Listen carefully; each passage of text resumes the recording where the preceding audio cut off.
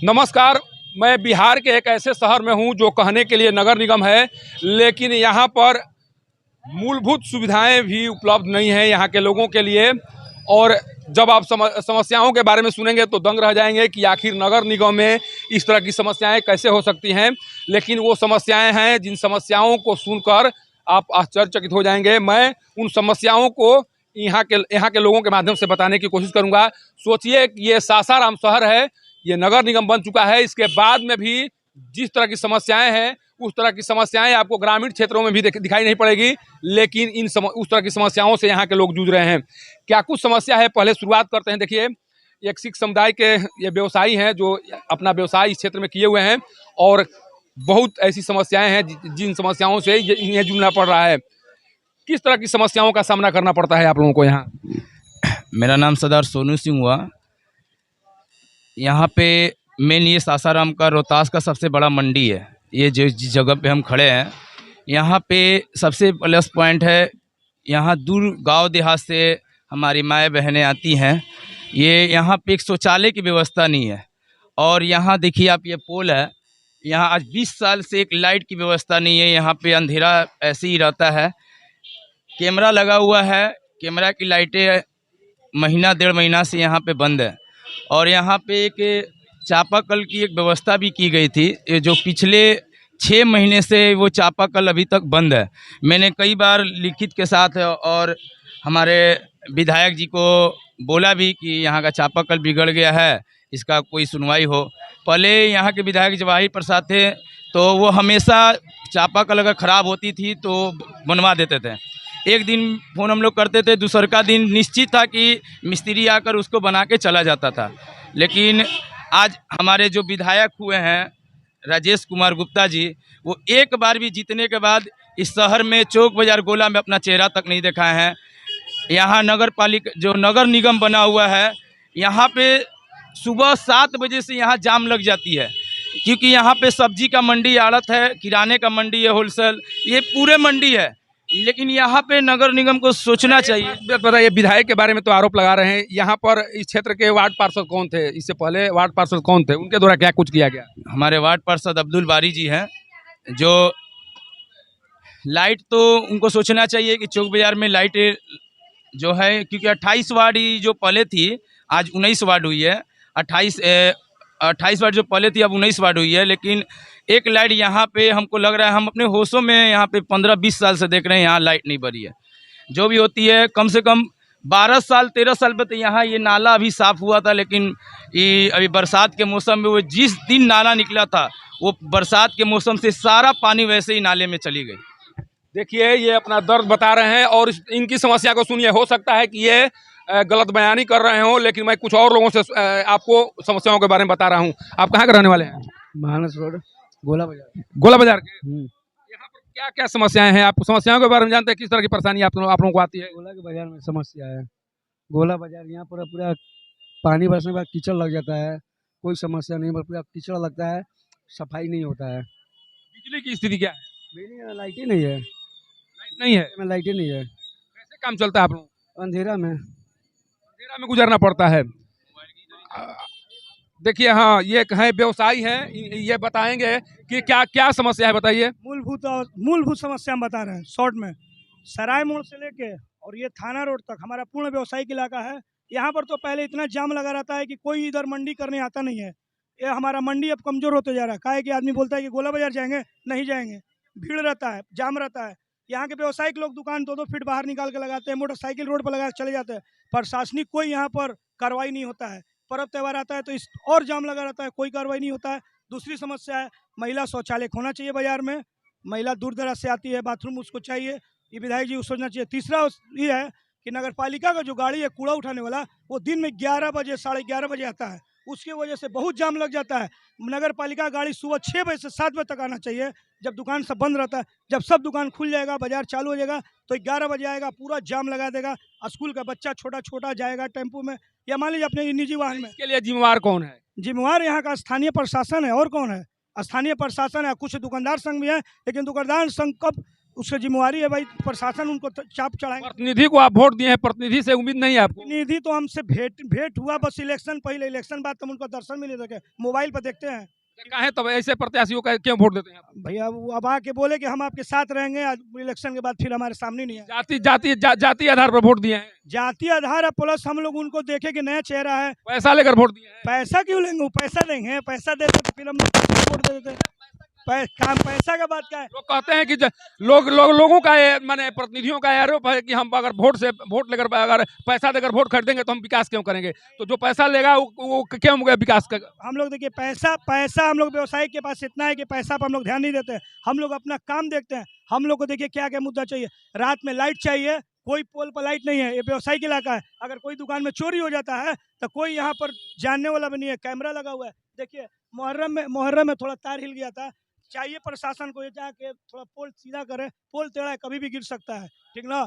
इधर देखिए पूरा शहर में केबलिंग हुआ, लेकिन ये इलाका में केबल नहीं हुआ। आप ऊपर कैमरा दिखाइए, पूरा कैमरा, ये देखिए पूरा अगर तार गिरा व्यवसायिक इलाका में तो कितना बड़ा हादसा होगा। इधर केबलिंग नहीं हुआ। आप सोचिए कि कितनी समस्याएं गिनाई जा रही हैं, उन समस्याओं को सुनकर आप दंग रह जाएंगे। आप सोच भी नहीं सकते हैं, लग रहा है कि हम मोहनजोदड़ो की जो व्यवस्था थी उस व्यवस्था से भी एकदम अलग व्यवस्था में रह रहे हैं। आप यहीं रहते हैं जी।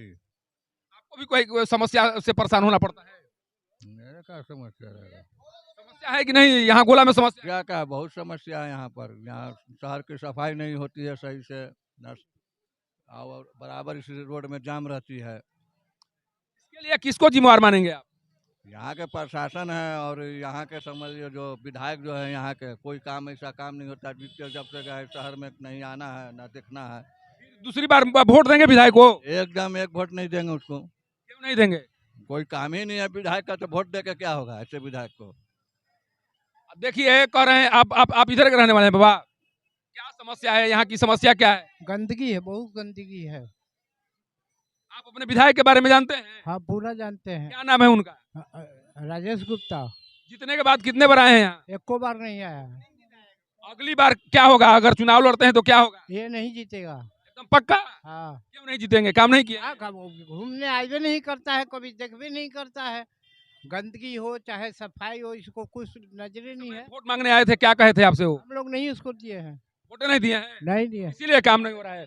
देखिए आप भी बता दीजिए। जीतने के बाद विधायक ने यहाँ पे बहुत बार आते थे, लेकिन जीतने के बाद एक बार भी इतना बड़ा कोरोना का हादसा हुआ, लेकिन एक बार भी विधायक सांसद जो सासाराम का रहने वाला है, एक बार भी गोला बाजार में मंडी में झांकने नहीं आया है लोग। ऐसे विधायक पर क्या भरोसा किया जाएगा? आपको भी भरोसा है विधायक? नहीं, विधायक पे भरोसा नहीं है। देखिए बड़ा अफसोस होता है कि हम सासाराम शहर में पैदा हुए हैं, इसको नगर निगम नहीं नरक निगम कहना चाहिए। ऐसा लगता है कि यहाँ का कोई देखने वाला ही नहीं है, कोई सुनने वाला नहीं है। चल जाइए इस सड़क पे, कितना गड्ढा मिलेगा, इतना कीचड़ मिलेगा कि आप एक बार जाइएगा फिर जिंदगी में कभी दोबारा नहीं आइएगा। ना गोला भैया, हम गोला नहीं जाएंगे। इस बार नगर निगम का चुनाव होने वाला था, हालांकि स्थगित हो गया। नगर निगम चुनाव में इस मुद्दे को आप लोग उठाते क्या? उठाते, एकदम उठाते। कौन प्रत्याशी के तौर पर कौन खड़ा था? बहुत से लोग, 32 लोग खड़ा थे, 33 लोग खड़ा। ऐसे भी लोग खड़ा थे जो पहले यहाँ रह चुके थे, खड़ा थे। हाँ। उनको वोट दिया जाता आप लोगों के द्वारा? हाँ, इस बार तो भाई जो जिसको देख लिए हैं उसको कैसे वोट देंगे? मान लीजिए हम 5-10 साल रह चुके हैं, 5 साल रह चुके हैं और कोई विकास का काम नहीं किया, तो कैसे वोट देंगे उसको?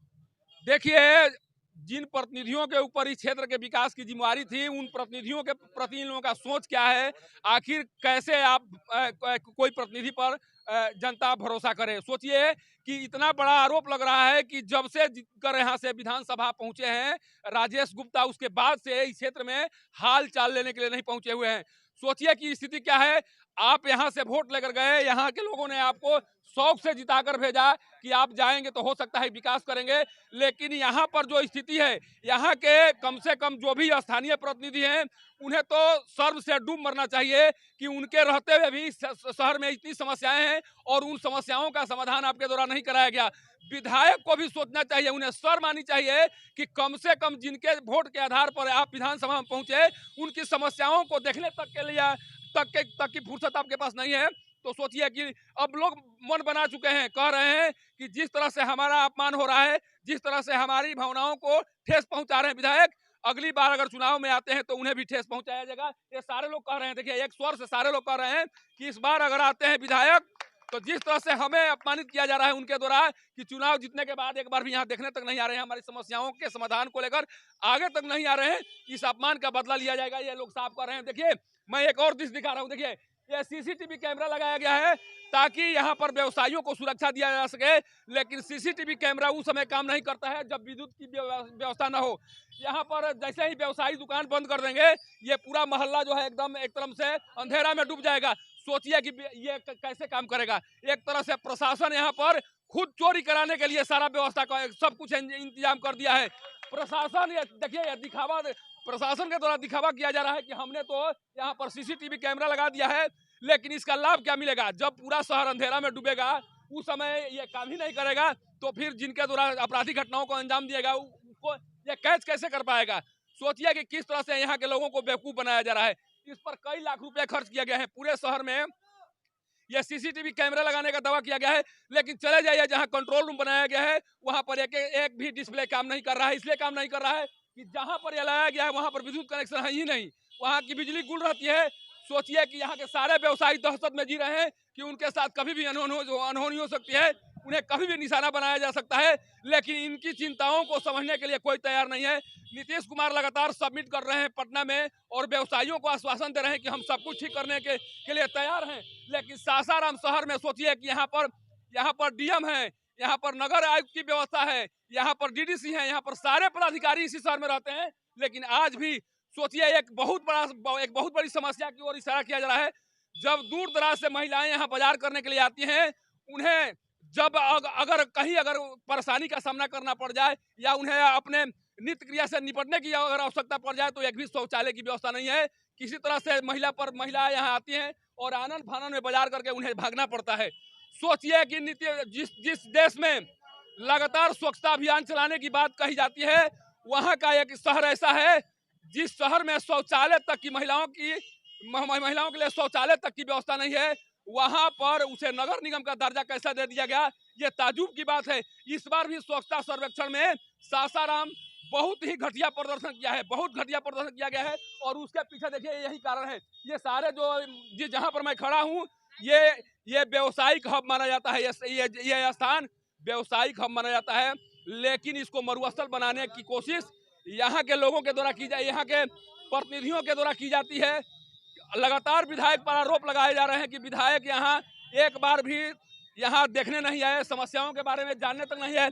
क्या कह रहे हैं? यहाँ के राजेश कुमार गुप्ता जो है विधायक, जीतने के बाद एक बार भी झांकने नहीं आए। कहाँ पर गए हैं? जहाँ पर बड़ा बड़ा व्यवसायी का दुकान खोल रहा है वहाँ केवल फीता काटने के लिए गए हैं और भोज खाने के लिए केवल गए हैं, लेकिन यहाँ पर व्यापारियों का समस्या सुनने के लिए एक दिन भी नहीं आए। आपको पहले पता नहीं था? जब आप तो समझे कि बनिया वर्ग का है इसलिए भरोसा किए, लेकिन वो भरोसा पर नहीं उतरे और हम लोग बहुत पछता रहे हैं।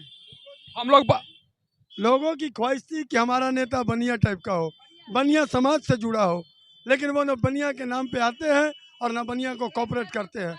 यह बनिया नहीं आया। व्यापार मंडल में जो सासाराम गोला का व्यापार मंडल है, एक बार भी नहीं आया कि आप लोग व्यापारियों का क्या समस्या है।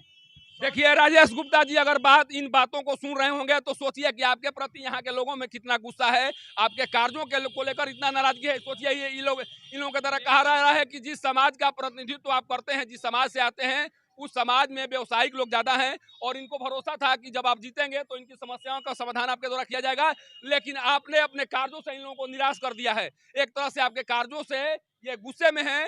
हो सकता है कि इसका खमियाजा आपको 2025 में भुगतना पड़े, उसके लिए आप तैयार रहिए। कारण कि एक स्वर से सारे लोग कह रहे हैं कि हमने एक गलत प्रतिनिधि का चुनाव कर दिया है और उन्हीं के हमारी गलती के कारण आज हम अपनी सजा भुगत रहे हैं। देखिए उधर जाएंगे तो आप जैसे ही बारिश होगी उसके बाद से पूरा का पूरा नज़ारा जो है झील में तब्दील हो जाएगा, पूरी सड़क जो है झील में तब्दील हो जाएगी और आप चलने के लिए विवश हो जाएंगे कि चल नहीं पाएंगे। सोचिए कि ये नगर निगम किन किन समस्याओं से जूझ रहा है, लेकिन यहाँ पर नगर आयुक्त, सोचिए नगर आयुक्त हैं, डीएम हैं, डीएम लगातार ये दिखावा करते चलते हैं कि हम जो है कि सारे एक तरह से रोहतास में विकास की गंगा बहा रहे हैं, लेकिन जहां पर रहते हैं जिला मुख्यालय की स्थिति क्या है इसको देखिए और समझिए।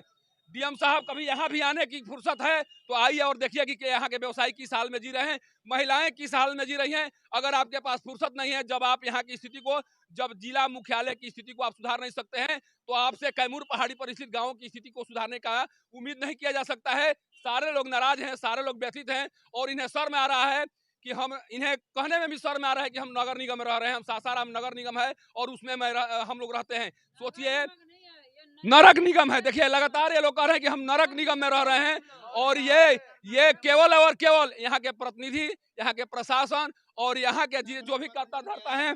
इतना बड़ा पर्व बन गया, दशहरा भी कल बीता है, न कोई मच्छर मारने वाला धुआं वाला मशीन निकला, न कहीं कोई ब्लीचिंग पाउडर का छिड़काव हुआ। सारा जहां देखिए वहां मच्छर। देखिए, नगर आयुक्त सत्य प्रकाश शर्मा जी, आपके लिए भी एक चेतावनी है और आपके लिए भी एक शर्म की बात है कि सोचिए कि पर्व त्योहार बीत जाने के बाद में भी आपके द्वारा अपने स्तर से काम नहीं किया गया। सारे लोग घर में मच्छरों की स्थिति से इतना परेशान हैं, लेकिन कहीं फॉगिंग का काम नहीं हो रहा है। तो आखिर आप पद पर क्यों बने हुए हैं?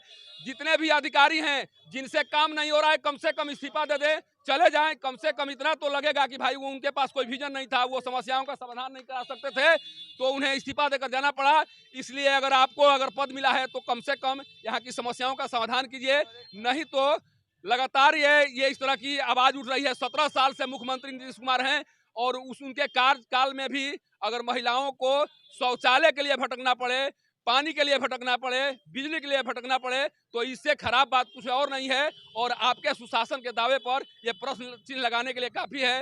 हो सकता है कि 25 आपके लिए चुनौती भरा हो और ये सारे लोग उस गुस्से में हैं जिस गुस्से का इजहार 25 में इनके द्वारा किया जा सकता है। गोला बाजार से पब्लिक न्यूज के लिए सत्येंद्र चौबे की रिपोर्ट।